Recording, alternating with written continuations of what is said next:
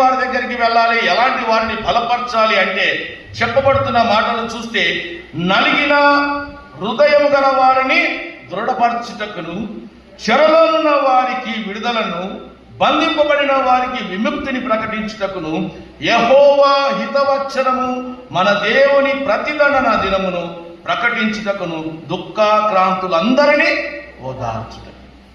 అందుకే బాధలో ఉన్న వారి దగ్గరికి మనం వెళ్ళాలి. ఏమైంది అక్క, వదిలేమో ఏమైంది, ఉన్నది ఒక బాధ, చెప్పు, నాతో చెప్పు, నీ గురించి నేను ప్రార్థిస్తాను, నాతో చెప్పు, సంఘంలో ప్రార్థన పెడతా, నాతో చెప్పు, నీ కుటుంబంలో ప్రార్థన పెడతా, నీకున్న దుఃఖం ఏంటో నాతో చెప్పు, నీ దుఃఖాన్ని నేను పంచుకోవడానికి నేను పాలుభాగస్తున్నాను.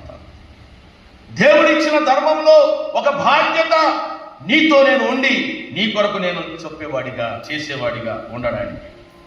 అందుకే యెహోవా హితవచనము మన దేవుని ప్రతిదండన దినమును ప్రకటించుటకును, దుఃఖాక్రాంతులందరినీ ఓదార్చుటకును. హితవచనము అంటే ఏంటి, ప్రతిదండన దినము అంటే ఏంటి, ఈ రెండు విషయాల గురించి చెప్పమన్నాడు. హితవచనం అంటే ది గుడ్ న్యూస్. హితవచనం అంటే ది గుడ్ న్యూస్, శుభవార్త.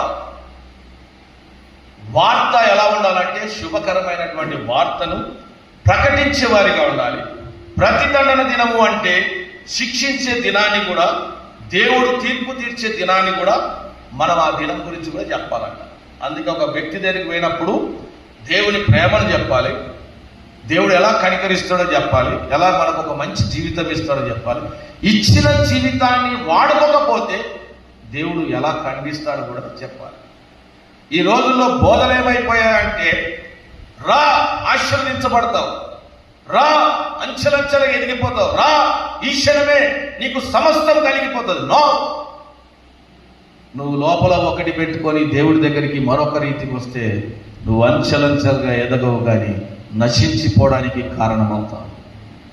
దేవుడిచ్చిన దర్శనము, దేవుడిచ్చిన ప్రేమ, దేవుడు చూపిస్తున్న కార్యాన్ని నువ్వు గుర్తుపెట్టుకొని దేవుడి దగ్గర ఒక న్యాయంగా ప్రవర్తిస్తే నీ జీవితానికి మేలుకరంగా ఉంటుంది. కానీ నువ్వు లోపల ఒకటి పెట్టుకొని మరొకటి చేస్తే అది హానికరంగా మార్చబడుతుంది. అందుకే ఎవరి దగ్గరికి వెళ్ళినా, ఏ విశ్వాసి దగ్గరికి వెళ్ళినా, ఎప్పుడు మాట్లాడుతున్న దేవుణ్ణి రెండు కోణాల్లో పరిచయం చేయాలి.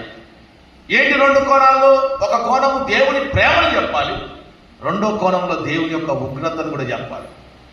ఈ మాట మనం నిత్యం మన జీవితంలో మన పిల్లలకు చెప్తా ఉంటాం. ఏమంటాం? చెప్తున్నా విను జాగ్రత్తగా, చెప్పినాక వినలేదనుకో అనుభవిస్తాం. ఎవరంటారు ఈ మాట?